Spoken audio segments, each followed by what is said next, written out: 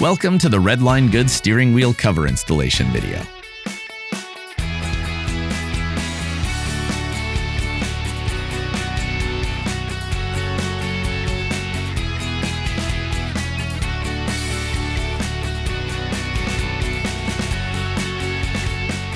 Tools needed: small flathead screwdriver, small cloth, rough sponge, water with soap, solvent, glue, any leather or upholstery glue you can find at your local hardware store,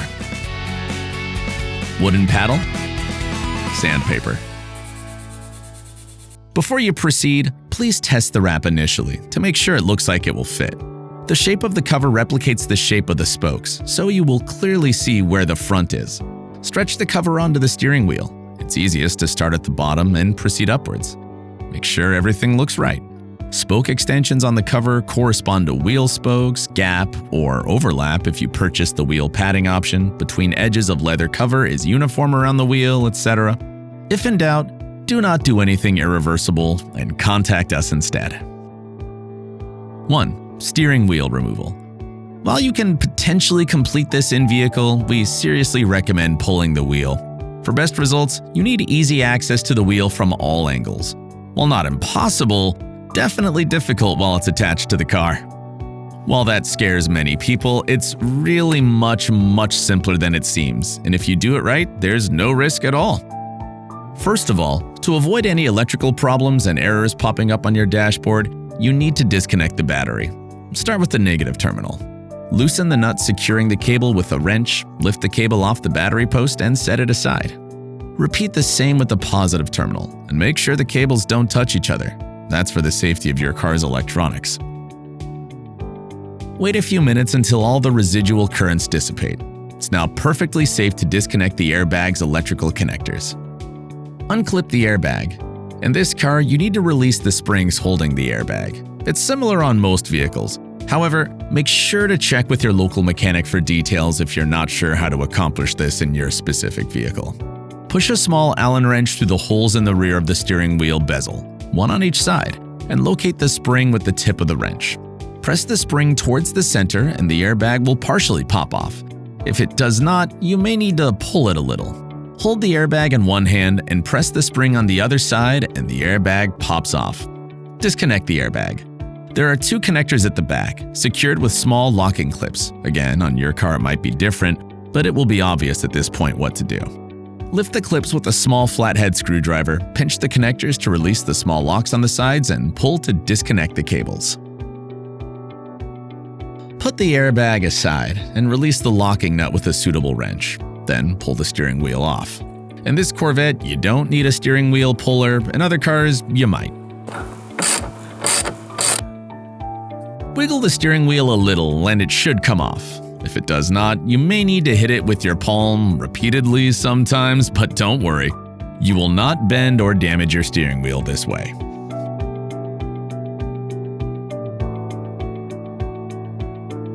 2. Preparing the steering wheel for rewrapping. Once you have the steering wheel off, remove all trims, buttons, bezels, etc. This gains you more working space and prevents spoiling these parts with glue. They're usually mounted with screws or tabs. Either way, it's easy to understand how to remove them once you're at this point. If your steering wheel is currently wrapped in leather and the description on our site for the exact kind of wheel you have, make sure to check carefully, indicates that our cover replaces rather than augments the factory leather, cut all the threads with a sharp knife like a retractable blade or similar. Pull the original leather off the wheel and throw it away. Obviously, you won't need it anymore. Clean the steering wheel of dirt, glue, and leather residue. If your steering wheel was bare rubber from the factory, you can just wipe the steering wheel with warm water and soap using a rough sponge. But if it was leather wrapped and you removed the leather, you need to scrub it with wire brush or sandpaper to remove all leather remains and glue residues. Next, degrease the wheel carefully with solvent or extraction naphtha to help glue to bond properly and make sure the cover lasts for a long time. 3. Test fitting the wrap. Test fit the cover on the wheel. The shape of the leather cover replicates the shape of the spokes, so you will clearly see which way is the front. Stretch the cover on the wheel. Start at the bottom and proceed upwards. Align the bottom spoke, or spokes for a 4-spoke wheel, And check the gap between edges of cover. It should be uniform and small. It will close once you start lacing the cover on. Make sure the leather on the spokes fits equally on both sides of the wheel, including upper and lower sides of each spoke. Overall fitment should be consistent on the entire wheel. If the cover you purchased includes our optional padding, instead of a gap, you'll have an overlap. That's normal. Just make sure the overlap is uniform everywhere. 4. Carving the grooves. As our wheel covers often come in two-tone, the pattern of the seams on our product may not match the seams on the factory cover. For perfect results, you need to cut grooves or recesses for leather joints. It requires patience and precision, so take your time. The more carefully and precisely you do this, the better the final result is going to be. Ideally, use a permanent marker, preferably white, with the leather cover still on. Lift the leather a little, making sure it doesn't slide on the wheel. Mark the edges of leather joint on the cover. Press the cover back against the steering wheel. The marker will leave a trace on the rubber indicating the location of the grooves.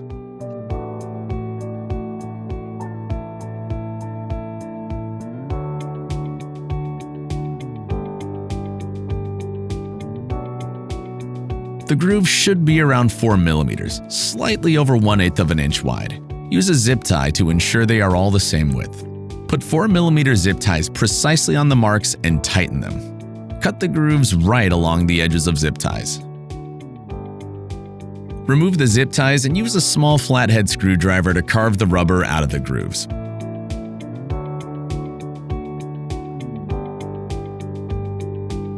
Use sandpaper to smoothen edges of the grooves so that leather joints on finished steering wheel are nice and neat. Make sure not to cut too deep. Again, around 4 mm is just enough on a non-heated wheel. If your factory wheel is heated, only cut through the original leather. Do not cut deeper as you can damage the heating element. 5. Installing thumb grips. Thumb grips are typical in sports cars and really improve the way you feel the car. If you opted for them, first mark their location precisely. They should be centered front-back on the steering wheel rim. Use the seam line along the inside of the steering wheel to align them. Then, mark their vertical location. Use the cover as guidance. The tip of the thumb grip should be located exactly where the wrap is the widest. Pinpoint thumb grip position using the bulge on the wrap as guidance and holding the thumb grip with one hand, draw an outline around it with the pen. Repeat on the other side.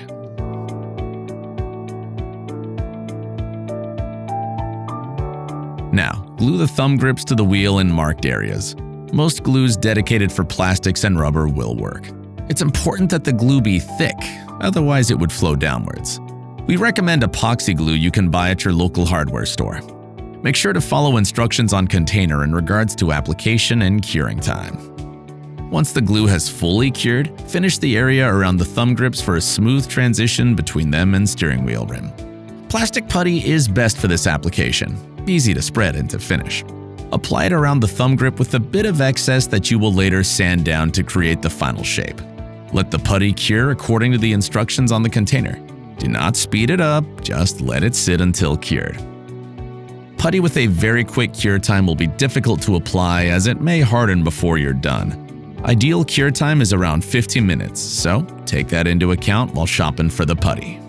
Next, sand it down for a smooth finish with 80 to 100 grit sandpaper. Make the thumb grip flush with the steering wheel rim. Once you can feel a nice, smooth, even surface while rubbing it, no ridges, bumps, and valleys, you're done. Now, clean the wheel from all the sanding dust and degrease it properly.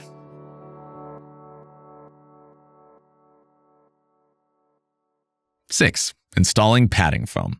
The next stage is the padding foam. Again, if you configured it while buying your RedlineGoods steering wheel cover. If not, skip to the next chapter. It's only roughly pre-cut, so some trimming will be necessary. Since you'll stretch the foam while applying it, it was cut with an overage so that you have room to grab with your fingers. The extra play in the material supports the process of applying it because you can more easily stretch it in all directions. Start at the sections with the spokes. They will serve as guides for proper alignment. Pieces of foam replicate leather panels. They meet at the seams, thus you can use the grooves to help you align them on the wheel. Remove the backing and apply the respective piece of foam to the outer surface of the wheel. Stretch the piece between the grooves, press it to the wheel, and close it towards the inside with a small overlap. Spokes will be a bit tricky. First, press the foam on the front of the spoke and then massage it along the sides towards the back side of the wheel. This stretches the foam evenly without wrinkles or bulges.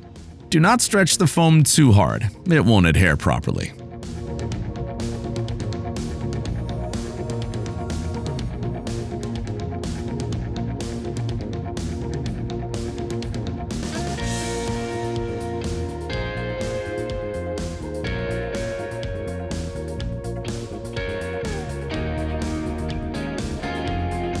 Now, trim off the excess foam on the inside of the wheel with a sharp knife or scissors. Press it hard along the edges to make it stick to the wheel fully, and draw a line where foam edges meet.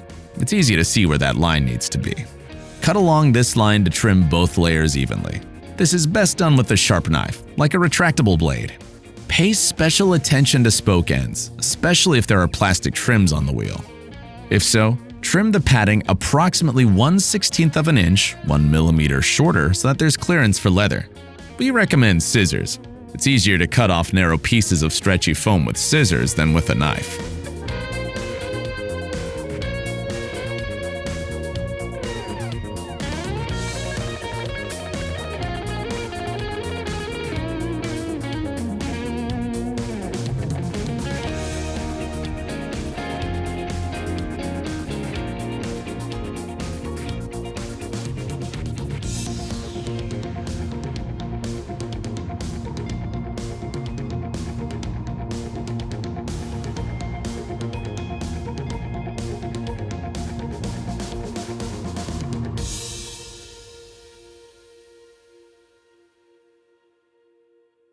Once the foam is trimmed, start lacing the cover on the wheel.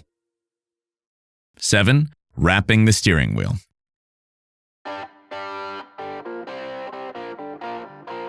Your steering wheel is now ready for covering. Pull the cover back on, push leather joints into the grooves.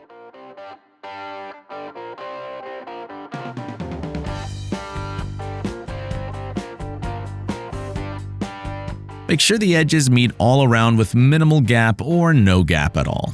On spokes, make sure the stitching on the cover ends equally on both sides. Since this wheel is padded, we didn't use glue yet. The coarse surface of padding foam and underside of leather provide a strong grip. However, if your cover isn't padded, we advise to apply glue on the whole surface of the steering wheel with a small brush. Just make sure you don't get it on the outside of the cover. While washing excess glue from leather is easy, this is not the case with Alcantara, so if your cover is made with that fabric, be very, very careful. Thread the needle. You'll start with the upper part of the wheel, so measure the distance between upper spokes and take approximately 3 times as much thread for this area. You'll need some excess to finish the stitching. Do not worry, you will not run out of thread. We're sending more than enough. We recommend starting from the top center of the wheel. It's much easier to start from a straight point at the top than at either spoke. This will help you get familiar with the procedure and allow you to practice before reaching more difficult areas. Plus, you'll have much more space to move around. It's really best to leave the spokes for later. Slide the needle from the outside under one of the stitches at the top of the steering wheel, and then under the respective stitch on the other side. Pull approximately half of the piece of thread you've cut before through. Slide the needle under the next stitch on the side you started from. You now have your first stitch completed. Work the thread through every other stitch like shown. You can do it every step of the pre-sewn stitching, but we don't recommend it. More work, more thread, and in our view, it doesn't look as good.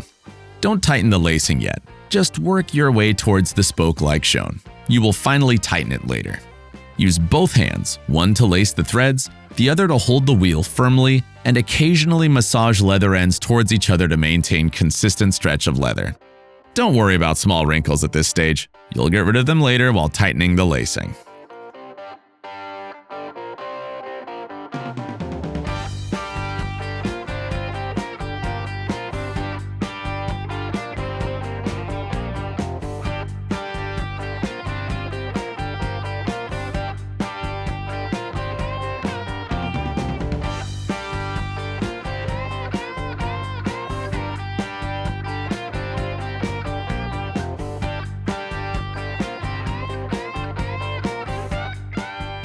Once you get close to the spoke, pull the needle off the thread, go back to the starting point, and continue towards the other spoke.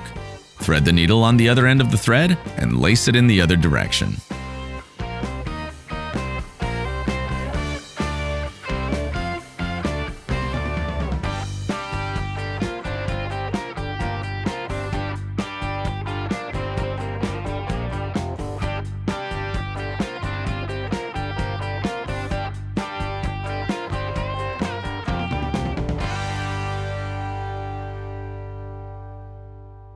Once you have laced the thread spoke to spoke, it's time to tighten the lacing. Go back to the top center and use the needle to tighten each loop one by one until the edges of the leather meet. Use your thumb to hold the tightened loop and proceed to the next one, and the next one. Proceed this way all along the stitching that you've just created.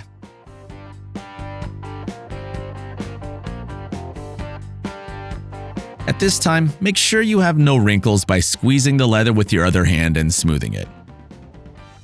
If needed, massage it to make it smooth. Move slowly one stitch at a time for the best possible result. Once you get close to the spokes, apply glue to the area around them. Make sure to follow instructions from the glue manufacturer precisely. Depending on your choice of glue, you'll apply it on one side or both. Some glue requires time to partially cure before bonding, some requires bonded surface to be put together immediately. Any good leather or upholstery glue that can be found at a hardware store will do. Choose one that's convenient for you. Follow the instructions on the glue container and everything will be fine. Spread glue evenly all around. Most glues are thick, so unless applied evenly, a blob of glue may form under the leather and be difficult to get rid of later. Make sure to apply it also in areas that will be covered with trims, horn buttons, etc. Once glue has been applied, and partly cured if so indicated on the container, press the leather to the wheel in the middle of the spoke and push it evenly, gradually, towards both sides of the spoke at the same time. Make sure to press it hard against the wheel, as you need the leather laid out nicely all at once to avoid having to undo it and make corrections later. Pay attention to edges, recesses, or ridges at the end of the spoke. Use a hard and narrow tool, such as a needle or screwdriver, to press the leather to the steering wheel rubber and make sure it sticks there properly. If you're using a screwdriver, be careful not to cut the leather with the tip. And of course, do the same at the front and at the back of the steering wheel.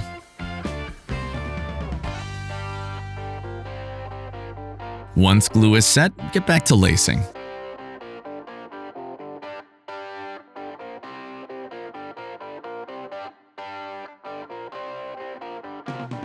On convex areas next to the spoke, change the pattern and lace through every step of the pre-sewn stitching. This helps avoid wrinkles and ensures that the cover holds firmly even after years of driving. That's how most OEM wheels are laced on the spokes for the same reason.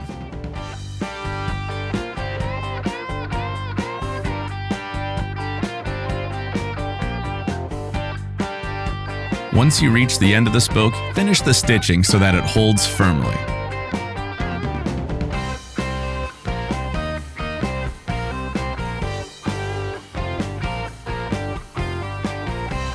The best way is to tie a knot.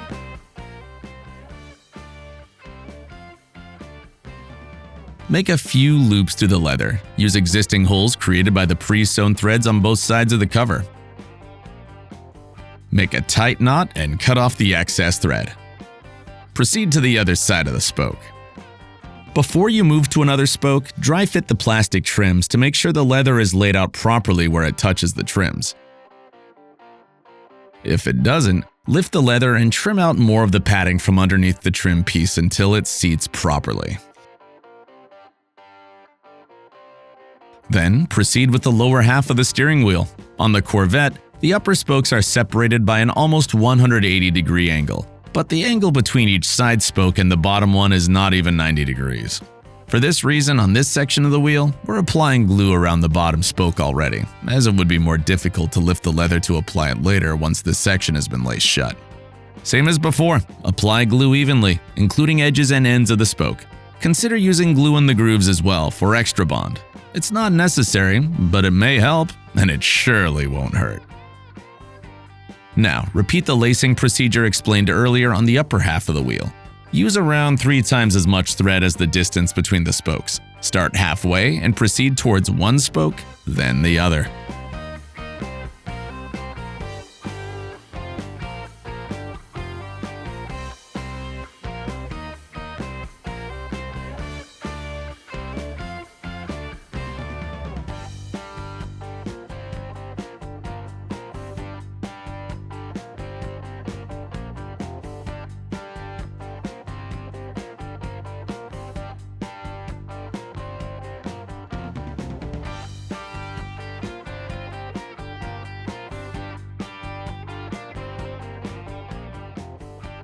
On this wheel, and others with short distances between spokes, you can tie a knot on one end right by either spoke right as you approach it, and only tighten the lacing in the direction of the other one.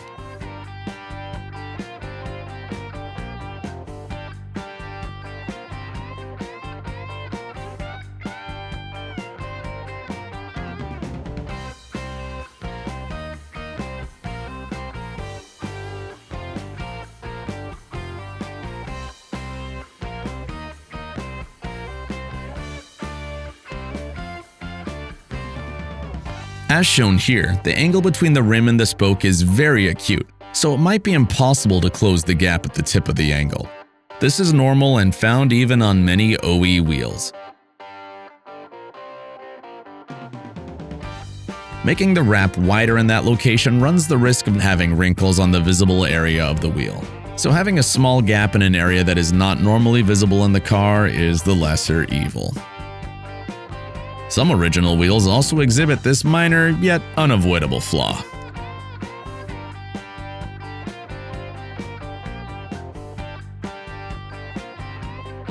Repeat the procedure on the last section. Well, if your wheel is a 4-spoke one, you'll still have 2 sections to go at this point. You're almost done. In a few minutes from this point, you'll enjoy the fruits of your labor. You can now reinstall all the plastics, trims, buttons, and bezels onto the steering wheel and prepare it for installation back in the car. Don't forget any electrical connectors. If there's glue residue anywhere on the leather, wipe it with a damp cloth. On this stage, it should be enough. You shouldn't need any special cleaners. Put the steering wheel back in the car.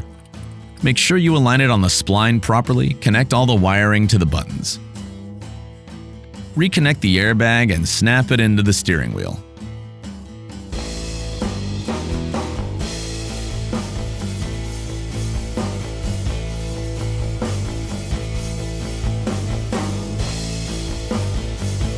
Reconnect the battery and go for a test drive to enjoy the awesome job you've just completed.